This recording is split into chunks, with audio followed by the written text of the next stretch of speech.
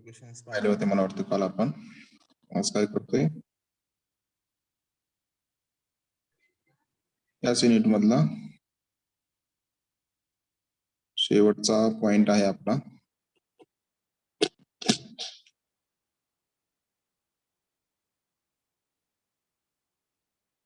Idioms हा point आहे तो आपण आज पाहूया.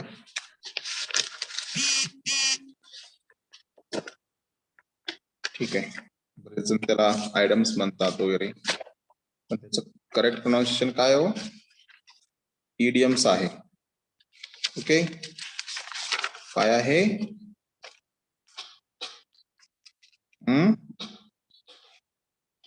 इडियम्स, वाक्प्रचार असं म्हणतात त्याला आपण. एक्झाम मध्ये हा पॉइंट आपल्याला कंपल्सरी विचारला जातो. याच्यावरती 2 मार्काचा क्वेश्चन पाठीमागे विचारले होते, म्हणजे 2 इडियम्स विचारले गेले होते. तर क्वेश्चन कसा असतो पहा, select the appropriate meaning of the following idiom, असं क्वेश्चन विचारला जातो. खाली एक इडियम दिलं जाते आणि त्याचं खाली 4 ऑप्शन असतात आणि त्या 4 ऑप्शन पैकी करेक्ट कोणतं मीनिंग आहे त्या इडियमचं ते आपल्याला विचारलं जातं किंवा विचारलं गेलेलं होतं. त्यानंतर नेक्स्ट क्वेश्चन असतो पहा एक्झाम मध्ये की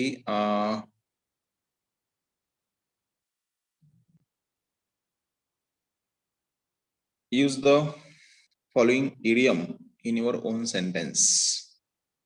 की नेक्स्ट दिलेली जी काही इडियम आहे ती तुमच्या स्वतःच्या वाक्यामध्ये लिहा किंवा स्वतःच्या वाक्यामध्ये त्याचा वापर करा. ओन सेंटेन्स मध्ये त्याचं लिहिण्यासाठी सांगतात किंवा जे इडियम आहे त्याच्यापासून एक सेंटेन्स तयार करण्यास सांगतात. मग हे जे इडियम आहेत तर ते इडियम थोडेसे डिफिकल्ट आहेत. आता डिफिकल्ट म्हणजे काय पहा, तर त्याचं फिगरेटिव्ह मिनिंग निघतंय. अलंकारिक भाषा आपण त्याला म्हणजे अलंकारिक अर्थ किंवा लयबद्धता त्यामध्ये येत असते. ते आपल्याला काय करायचं इथं आता लर्न करायचं आहे की ज्याच्यामध्ये इंग्लिश मिनिंग सांगायचंय तिथं, त्यासाठी हाफ मार्क्स असणार आहे आणि एक्झाम्पल साठी हाफ मार्क. परंतु एक्झाम मध्ये आपल्याला दोन्हीपैकी एकच कोणतरी विचारलं जाणार आहे. एक तर सेंटेन्स विचारलं जाईल किंवा एक तर त्याचं मिनिंग. त्यामध्ये आपला एक मार्क त्याला असणार आहे किंवा 1 मार्क असणार आहे. ठीक आहे, तर हे झालं एक्झाम संदर्भात की कसं पद्धतीने ते विचारलं जाणार आहे ते आपण पाहूया. एक्झॅक्ट इडियम कशाला म्हणायचं ते. English idioms, proverbs and expressions are an important part of everyday English. जे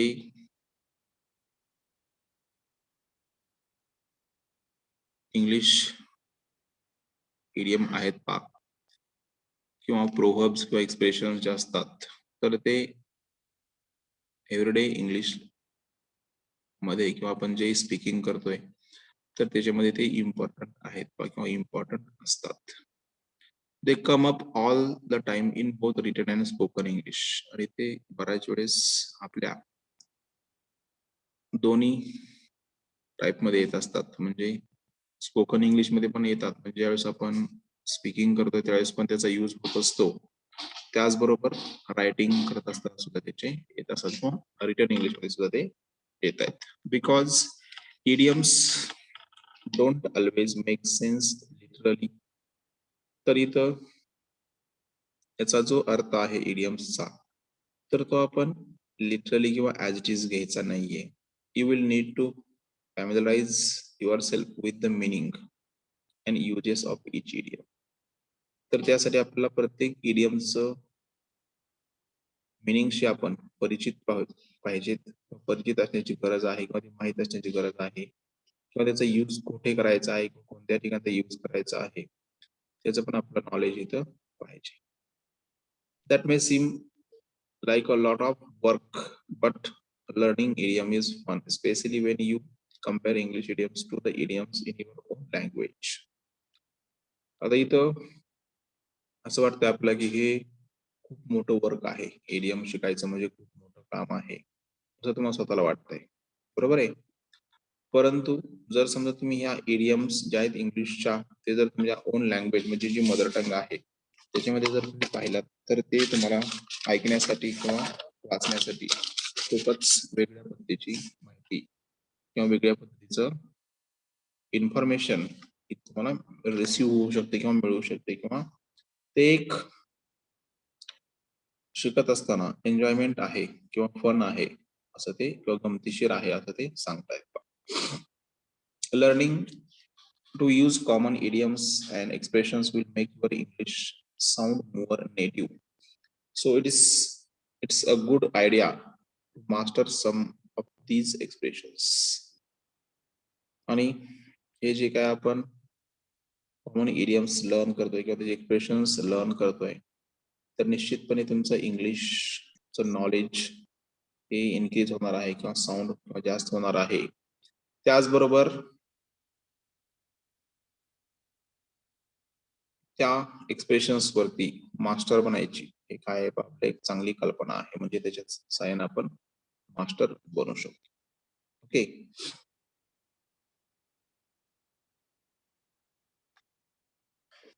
तर नेक्स्ट दिलेला आहे पहा इडियम्स मध्ये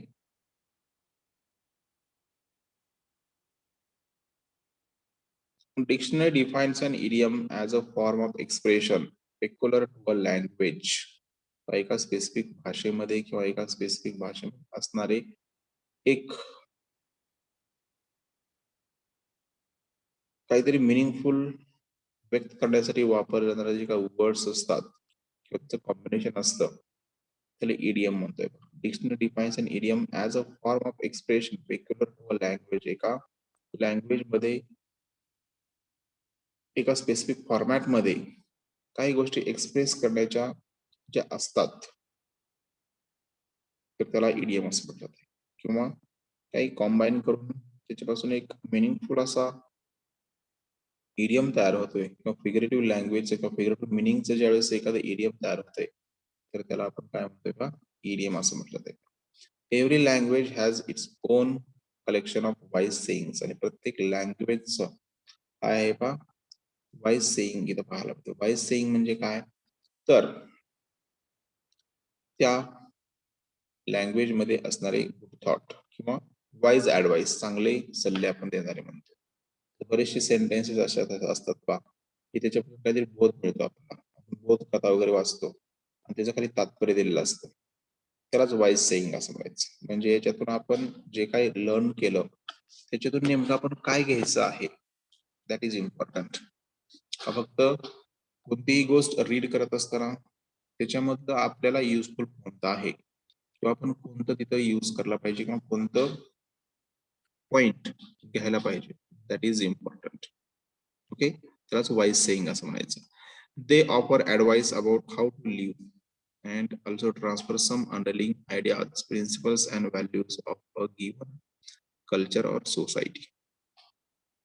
मग हे जे काही वाईज सेईंग असतात तर ते काय देतात पहा आपल्याला, काय देऊ करतायत तर जीवन कसं जगायचं त्याविषयीचा सल्ला देतात म्हणजे ऍडवाइस देत आहेत.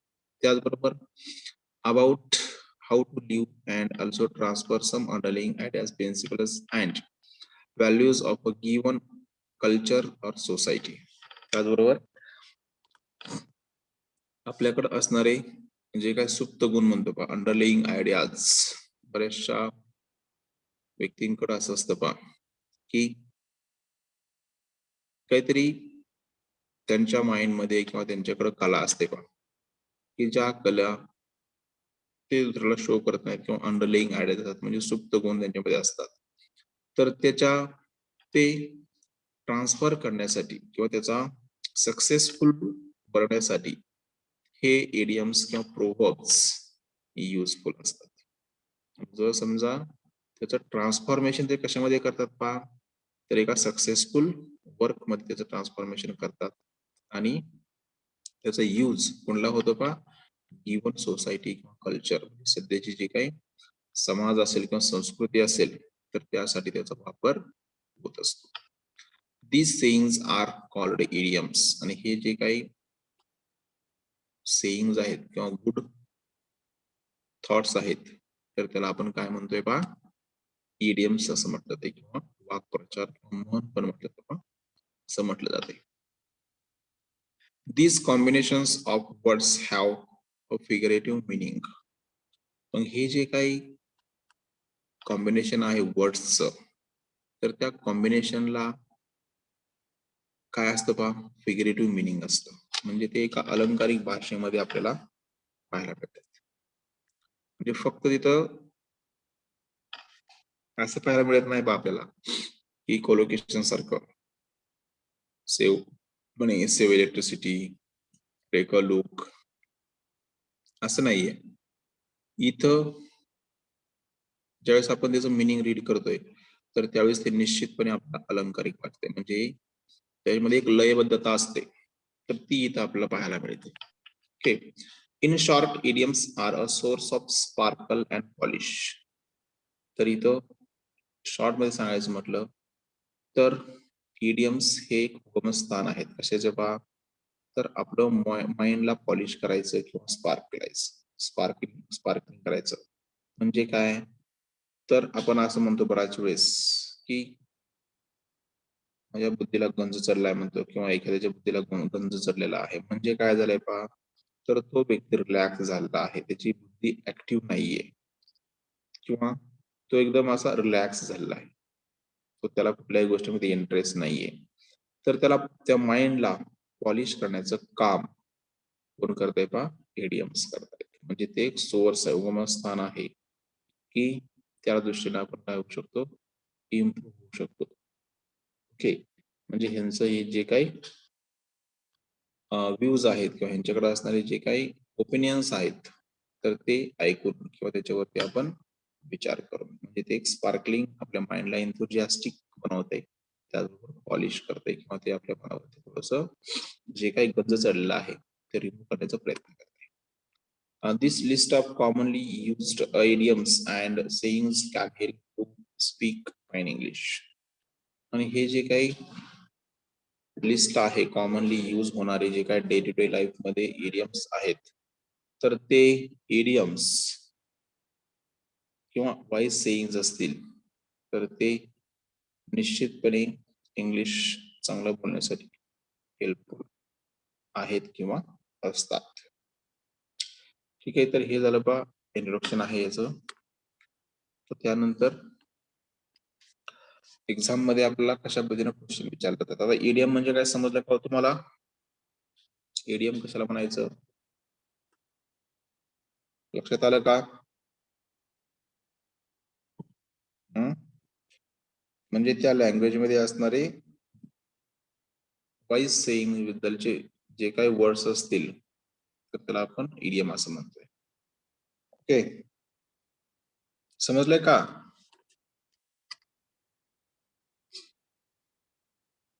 अरे आवाज येतोय का माझा? Yes sir. Yes sir. Idiom मध्ये समजलं का नाही काही? Yes sir. सर परत एकदा रिपीट करा ना. समजलं का इडियम म्हणजे काय ते? इडियम म्हणजे काय असते पा, तर इथं म्हटलंय पा, आता ज्या पद्धतीनं आपण मराठीमध्ये वाक्यप्रचार असं म्हणतो त्याला, बरोबर आहे का? तर ते वाक्प्रचारामधून काय होतं, काहीतरी बोध मिळत असतं आपल्याला. मिळतो का नाही काहीतरी बोध? काहीतरी आपल्याला तिथनं गुड थॉट मिळतो किंवा गुड मेसेज मिळतोय किंवा गुड ऍडवाइस मिळतोय, तर ते म्हणजे जिथे इडियम असतात त्याच्यामधून आपल्याला काहीतरी चांगलं गोष्ट मिळते, त्याला इडियम असं म्हणतात. इथं म्हटलंय पाहिजे काय की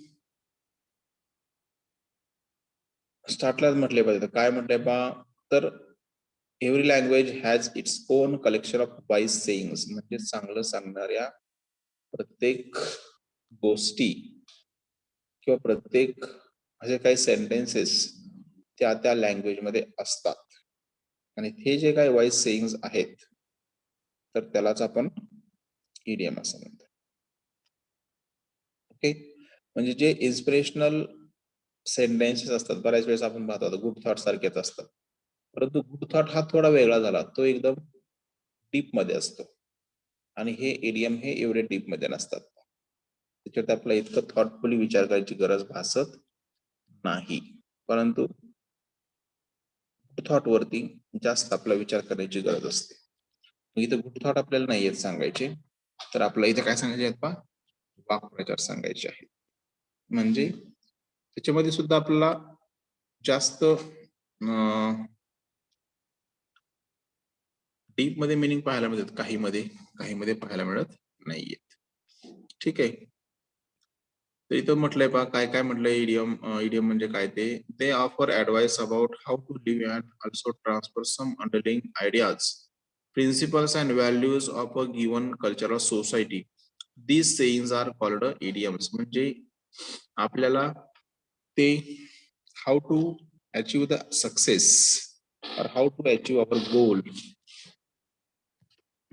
that good sayings or wise sayings sentences are called idioms. Or how to transfer our underlying ideas into success, that sayings are idioms. म्हणजे एखादी गोष्ट आपण सक्सेसफुल कशी करू शकतो किंवा सक्सेसफुल होण्याकडं कसा आपला कल पाहिजे, तर ते सांगण्याचं काम, किंवा how to achieve our dream, that sayings are idioms or wise sayings you can call. ठीक आहे. जे आपल्याला चांगलं मार्ग दाखवत आहेत काहीतरी पडण्यासाठी, त्याला आपण इडियम असं म्हणतोय. असं लक्षात ठेवायचं. ठीक आहे. आता वन बाय वन आपण पाहू. एक्झाम मध्ये आपल्याला काय विचारलं जाणार आहेत पहा. तर जे बोल्ड केलं दिसतं पहा, action speaks louder than words, एवढं विचारलं जाईल. What is the meaning of this idiom असं विचारलं जाईल. पण खाली 4 ऑप्शन्स असतील, त्यामध्ये इंग्लिश मिनिंगला आपला करेक्ट इंग्लिश मिनिंगला त्याचं टिक करायचंय. त्यासाठी आपला इंग्लिश मिनिंग आणि मराठी मिनिंग माहित पाहिजेत. सेंटेन्सेस तुम्ही कोणतेही लिहू शकता.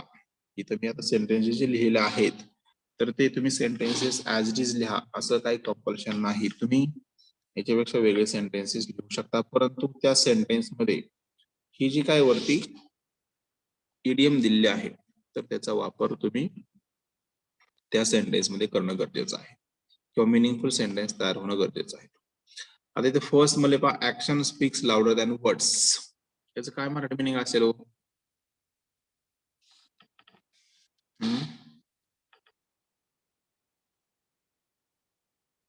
कोण सांगतोय?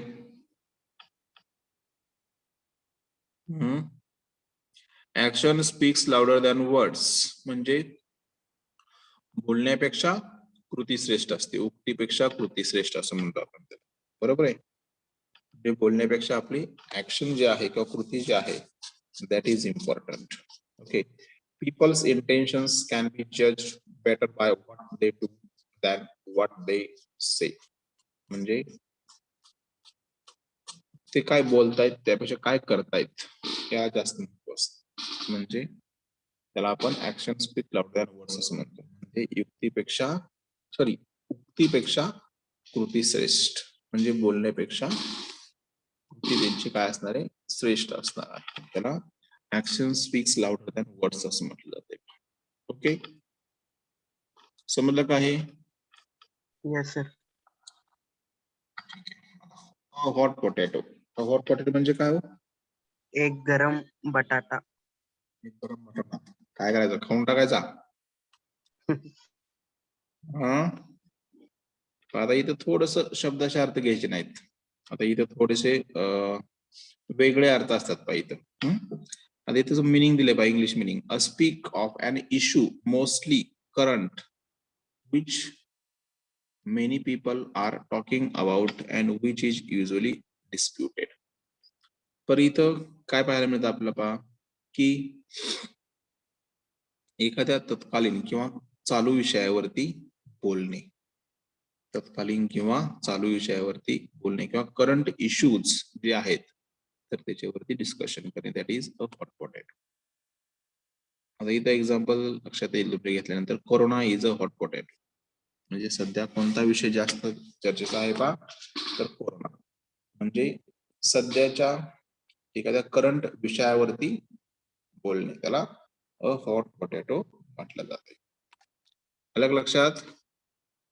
Yes, sir. Add insult to injury म्हणजे काय हो? ऍड इन्सल्ट टू इंजुरी म्हणजे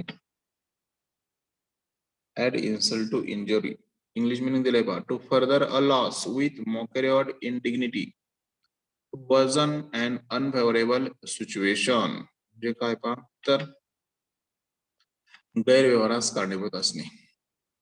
पहा काय असणे? गैरव्यवहारास कारणीभूत असणे. To further a loss with mockery or indignity, to worsen and unfavourable situation म्हणजे कशाला कारणीभूत असणे पहा? गैरव्यवहारास कारणीभूत असते. त्यानंतर at the drop of a hat, without any hesitation किंवा इन्स्टंटली, कसलेही आडेवेडे न घेता किंवा कसलाही तिरस्कार न करता लगेच काम करणे. At the drop of hat म्हणजे कसलेही आडेवेडे न घेता किंवा हेजिटेशन न करता क्विक मध्ये ऍक्शन किंवा क्विक मध्ये ते काम करणे, त्यालाच आपण at the drop of a hat असं म्हणतो. Okay, next number. एक्झाम मध्ये आपल्याला काय करायचं लक्षात येते का? एक तर मिनिंग लिहायचं आहे किंवा सेंटेन्स लिहायचा आहे. सेंटेन्स तुम्ही कोणतेही लिहू शकता, त्यामुळे मी सेंटेन्स रीड करत नाही, फक्त मिनिंग, इंग्लिश मिनिंग आणि मराठी मिनिंग हे तुम्हाला सांगतो. ओके, लक्षात आलं का? Hello hello. Yes, sir. हो सर.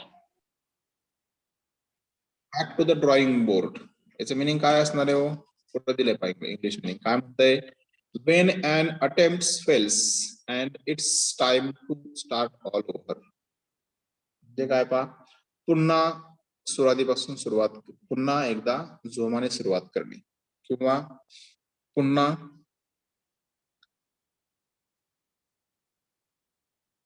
जी आपली एखादी स्टार्टिंग पॉइंट असेल, स्टार्टिंग पॉइंट करून आपण काय केलंय पहा? अटेम्प्ट आपले फेल झालेत किंवा आपण ते फेल झालेलं आहे, तरी सुद्धा आणखीन एखादी गोष्ट आपल्याला ती अकम्प्लिश करायची आहे, तर ती करण्यासाठी आपण काय करते पहा? पुन्हा एकदा जोराने प्रयत्न करणे किंवा जोमाने प्रयत्न करणे. That is back to the drawing board. त्याला आपण back to the drawing board असं म्हणतो किंवा म्हटलं जाते की पुन्हा एकदा जोमाने किंवा पुन्हा एकदा हिमतीने सुरुवात करणे. त्यानंतर ball is in your court, it is up to you make the next decision or step. तर इथं ball is in your court म्हणजे काय पहा? तर पुढचा निर्णय घ्यायचा तो नेक्स्ट पर्सनच्या किंवा जे पुढच्या व्यक्ती आहे त्याच्यावर डिपेंड असणार आहे. Ball is in your court म्हणजे जे काय डिसिजन घ्यायचं ते तुमच्या हातामध्ये आहे किंवा तुझ्या हातामध्ये आहे, त्याचं मिनिंग असंही पहा. त्यानंतर barking up the wrong tree, looking in the wrong place or accusing the wrong person. म्हणजे चुकीच्या व्यक्तीला किंवा चुकीच्या एखाद्या प्लेसला काय करणे पहा? दोष देणे किंवा चुकीच्या व्यक्तीला दोष देणे आणि त्यांचा काही संबंध नसताना सुद्धा त्यांना आपण काय करणे? तर उगाचच दोष देत असतो, म्हणजे चुकीच्या व्यक्तीला दोष देणे असं त्याचं मिनिंग आहे. Barking up the wrong tree. त्यानंतर beat around the bush. Next आहे पहा, बीट अराउंड द बुश म्हणजे काय? Avoiding the main topic, not speaking directly about the issue. म्हणजे मुख्य विषयास टाळणे, म्हणजे जो काही मुख्य विषय आहे, अवॉइडिंग द मेन टॉपिक म्हणजे जो इथं मुख्य किंवा मेन टॉपिक आहे किंवा मेन इश्यू आहे, तर त्याला काय करणे पहा? अवॉइड करणे किंवा टाळणे असं मिनिंग आहे का त्याचं.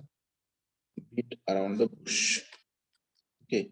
त्यानंतर बेस्ट ऑफ बोथ वर्ल्ड्स, तर इथं सर्व बाजूने फायदे होणे किंवा ऑल बेनिफिशियल थिंग्स हॅपन्ड, सर्व गोष्टी काय होणे पहा? चांगल्या घडणे किंवा फायदेशीर गोष्टी घडणे, म्हणजे ऑल द ऍडव्हान्टेजेस म्हणजे सर्व फायदे होणे किंवा दोन्हीकडून फायदे होणे. Bite off more than you can chew, to take on task that is way too big. एखादं कार्य खूप मोठं बनण्यासाठी हाती घेणे किंवा खूप मोठं बनण्यासाठी एखादं कार्य हाती घेणे, त्याला आपण bite off more than you can chew, किंवा मिनिंग आहे पहा, जेवढं तुम्हाला झेपतंय तेवढंच तुम्ही घ्या, जेवढं तुम्हाला करता येते तेवढंच तुम्ही ते कार्य करा. That is bite off more than you can chew. Blessing in disguise. Blessing in disguise म्हणजे काय पहा, तर something good that is not recognised at first. म्हणजे सुरुवातीला काहीतरी चांगलं आहे हे न ओळखणे, सुरुवातीला काहीतरी चांगलं आहे हे न ओळखणे, त्याला ब्लेसिंग इन डिस्गस असं म्हटलं जातं. सुरुवातीला काहीतरी चांगलं आहे हे न ओळखणे, that is blessing in disguise. Burn the midnight oil. Burn the midnight oil म्हणजे काय, तर डोळ्यात तेल घालून काम करणे, म्हणजे खूप कष्ट करणे. Burn the midnight oil, work late into the night, alluding to the time before electric light. जिथं रात्रंदिवस खूप कष्ट करणे किंवा काम करणे, बर्न द मिडनाईट ऑइल असं त्याचं मिनिंग आहे. त्यानंतर कांट जज a book by it's cover. ऐकले हो हे तुम्ही इडियम?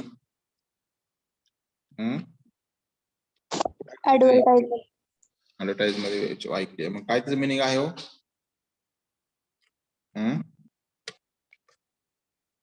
मिनिंग काय आहे त्याचं मग, कोण सांगते? दिले की तिथं, कॅनॉट जज समथिंग प्रायमरली ऑन अपॅरन्स. बाह्य दिसण्यावरून किंवा बाह्य वर्णावरून अंतर्गत गुण आपण जज करू शकत नाही, बरोबर आहे का? समजा Yes, sir. एखादा समजा काहीतरी व्यक्ती आहे आणि आपण समजा ते दिसताना कुरूप आहे असं म्हणू, किंवा ते दिसायला व्यवस्थित वाटत नाहीये, परंतु त्याच्या बाह्य जे काही आउटवर्ड लुक आहे त्याच्यावरून आपण असं म्हणू शकतो का की नाही ही व्यक्ती बरोबर नाहीये, याचं बिहेवियर व्यवस्थित नाहीये, हा क्लेवर नाहीये, असं म्हणू शकतो का? नाहीये. आता जे काही आउटवर्ड लुक आहे ते काय पहा नॅचरली मिळालेलं आहे आपल्याला, बरोबर आहे. मग त्यामुळं आपण त्याला दोष देऊ शकत नाही ना, ते नॅचरली आपल्याला मिळालेलं आहे त्याला आपण दोष देऊ शकत नाही, परंतु त्याचं इंटरनल स्किल्स काय आहेत, त्याचे अंतर्गत त्याचे गुण काय आहेत, तर ते आपण आउटवर्ड नुसार जज करू शकत नाहीये. ओके, म्हणजे बाह्य वर्णावरून अंतर्गत मूल्यमापन किंवा अंतर्गत गुण सांगू न शकणे. त्यानंतर caught between two stools. Next आहे पहा, कॉट बिटवीन टू स्टूल्स म्हणजे when someone finds it difficult to choose between two alternatives. म्हणजे द्विधा मनस्थित असणे किंवा दोन्हीतून एक निवडणे खूप अवघड जाणे. सिलेक्शन म्हणजे एखाद्या समजा दोन गोष्टी असतात आणि दोन गोष्टींमधून आपल्याला एकाची निवड करायची असते, तर त्यावेळेस काय होतं पहा, खूप डिफिकल्ट जातं किंवा खूप त्रास होतो की कशाची कोणता पर्याय सिलेक्ट करायचा. एक्झाम मध्ये पण तसं होतं पहा, दोन उत्तर आपल्याला येत असतात, एक बरोबर असतं एक थोडस नियरली बरोबर असतं, मग दोन्हीपैकी कोणतं करेक्ट आहे हे तुम्हाला लक्षात येत नाही, तर ते करेक्ट आपल्याला इथं सिलेक्ट करावं लागतं. ठीक आहे. त्यानंतर cross the bridge Wien you come across it, deal with a problem if and Wien it becomes necessary not before. म्हणजे काय पहा, तर ज्यावेळेस तुम्ही एखादं कार्य हाती घेताय तर समोर आलेलं सर्व अडथळे तुम्ही पार करत असताय. म्हणजे जेव्हा एकदा तुम्ही एखाद्या गोष्टीला सामोरं जाताय तर तेव्हा तुम्ही सर्व अडथळे पार करत असताय.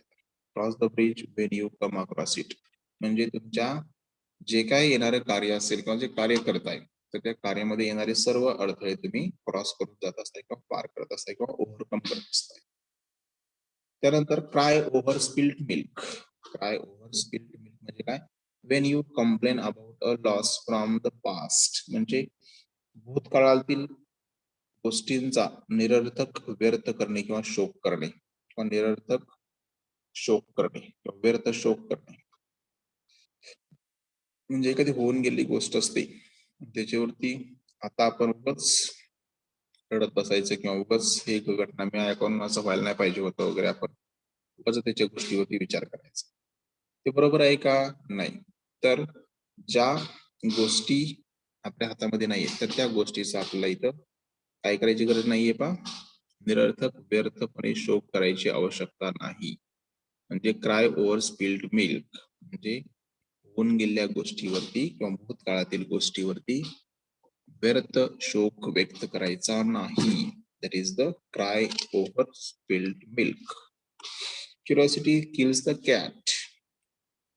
होऊन गेलेल्या क्युरिओसिटी किल्स द कॅट म्हणजे काय पा, तर being inquisitive can lead you into an unpleasant situation. म्हणजे जास्त जिज्ञासा दुःखाकडे घेऊन जाते. जर समजा आपल्याला किंवा वाईट गोष्टींकडे घेऊन जाते. जास्त जिज्ञासा जर असेल आपल्या मनामध्ये एखादी गोष्ट समजून घेण्याची ऐकण्याची तर बऱ्याच वेळेस आपल्याला काय होतं का, काय होतं तर तिथं त्या गोष्टी दुःखाकडे घेऊन जात असतात. म्हणजे जास्त जिज्ञासा दुःखाकडे घेऊन जाते. त्यानंतर the show has come to an end, it's all over. सर्व गोष्टी संपुष्टात येणे किंवा संपणे. Every dark cloud has a silver lining म्हणजे अपयश ही यशाची पहिली पायरी असते असं म्हटलं जातं. किंवा आपण असं बऱ्याच वेळेस पाहतो पा की सर्व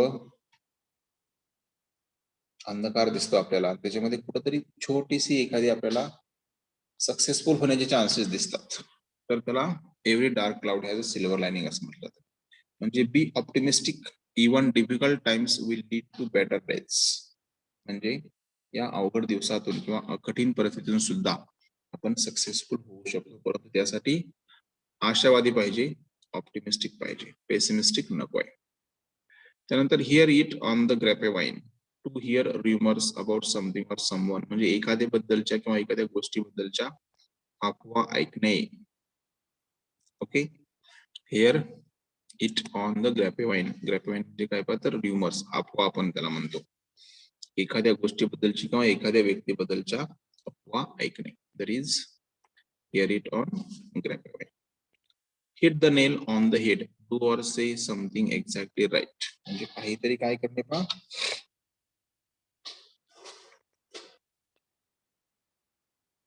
जी गोष्ट करेक्ट वाटते तर ती गोष्ट काय करणे आपण करणे किंवा योग्य आहे ती गोष्ट आपण एक्झॅक्टली करणे किंवा सांगणे.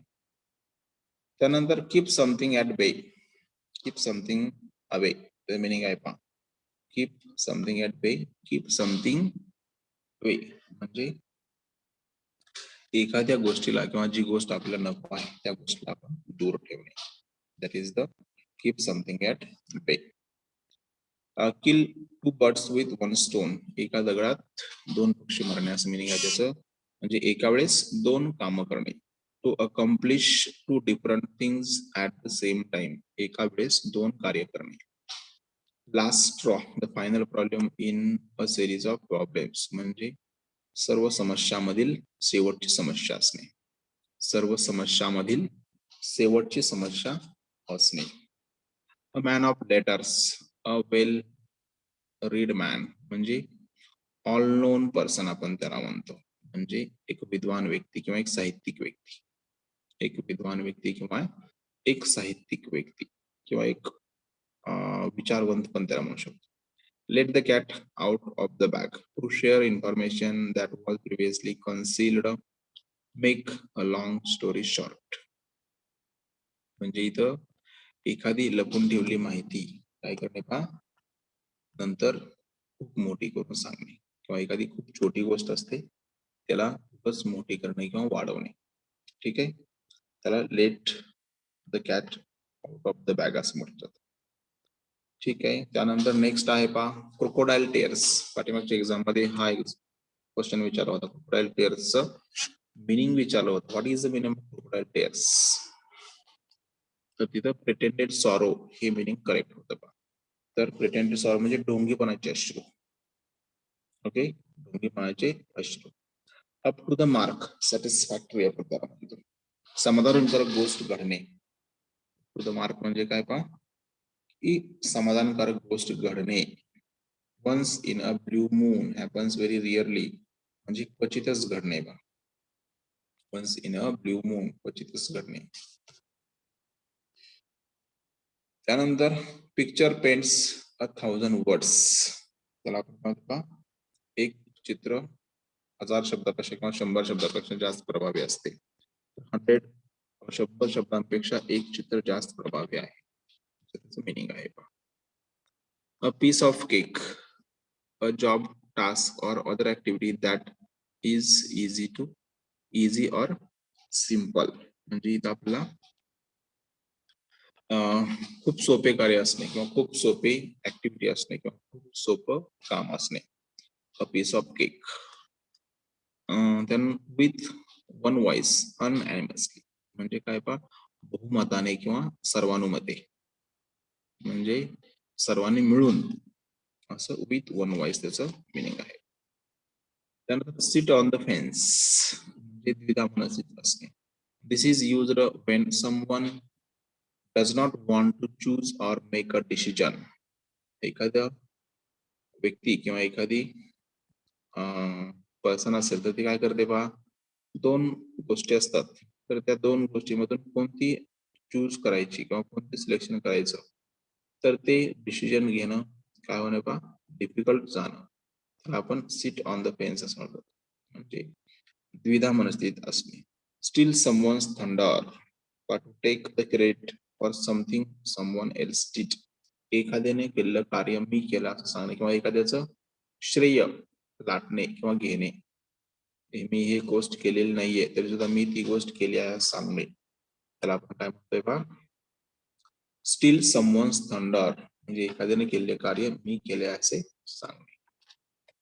त्यानंतर to hear something straight from the horse's mouth, to hear something from the authoritative source म्हणजे सर्वमान्य व्यक्तीने सांगितलेली खरे वाटणे. म्हणजे एखादी हायर अथॉरिटी असते त्यानं सांगितलं की असं ही गोष्ट आहे तर ती खरी वाटते. आणि तीच जर आपल्या एखाद्या मित्रानं सांगितली किंवा एखाद्या फ्रेंडनं सांगितली तर ती खरी वाटत नाही. म्हणजे सर्वमान्य व्यक्तीकडून सांगितलेली गोष्ट ही आपल्याला निश्चितपणे खरी वाटते. त्यानंतर an iron will and inflexible determination म्हणजे तिथं प्रचंड इच्छाशक्ती असणारा व्यक्ती आपण त्याला म्हणतो. म्हणजे काठर त्याला म्हणतो, लवचिक फ्लेक्झिबल नाहीये तो. तर प्रचंड इच्छाशक्ती असणारा व्यक्ती किंवा माणूस त्याला an iron will असं म्हटलं जातं. त्यानंतर हे पण विचारलं होतं पाठीमागच्या एक्झाम मध्ये, castles in the year, imaginary scheme म्हणजे कॅसल्स इन द काय काल्पनिक जग त्याला म्हणतो आपण. म्हणजे ड्रीम वर्ल्ड आपण बऱ्याच वेळेस स्वप्नातच असतो का, तर त्याला कॅसल्स इन द इयर असं म्हणतो. इमॅजिनरी स्कीम म्हणजे काल्पनिक जग असं म्हटलं जातं. त्यानंतर नेक्स्ट आहे पा बाय हुक और बाय क्रूक म्हणजे बाय फेअर और फॉल मीन्स म्हणजे काहीही करून मिळवणे, मग गैरमार्गाने असेल किंवा चांगल्या मार्गाने असेल. ओके, म्हणजे ती गोष्ट एखादी मिळवायची आहे तर काहीही करून मिळवणे त्याला बाय हुक और बाय क्रूक असं म्हटलं. त्यानंतर वन्स फॉर ऑल फायनली शेवटी. त्यानंतर ऍट अ स्ट्रेच कंटिन्युअसली सतत. नॉट स्टॉप द ऍक्टिव्हिटी आपल्याला म्हणतो म्हणजे कंटिन्युअसली सतत किंवा अथक त्याला ऍट अ स्ट्रेच असं म्हटलं जातंय पहा. त्यानंतर लास्टचं स्लाइड आहे पहा, एक्सरसाइज दिलेला आहे. याचं आपण एक्सरसाइज जे काही एक्झाम्पल्स आहेत त्याचं मिनिंग दिलेलं आहे पक्षामध्ये आपल्या. तर युनिट नंबर 1 चे जे मी काही तुम्हाला नोट्स पाठवल्या होत्या तर त्याच्यामध्ये त्याचे मराठी मिनिंग त्याचबरोबर त्याचं सेंटेन्सेस आणि इंग्लिश मिनिंग त्याच्यामध्ये पाठवलेलं आहे, त्याच्यामध्ये ते इन्क्लूड केलेलं आहे. ठीक आहे. तर इथं आपलं युनिट नंबर 4 जे आहे ते इथं आपलं संपतंय. Thank you. Have a nice day. काय प्रॉब्लेम आहे का याच्याबद्दल? असेल तर सर प्रेझिडेंट घेतला.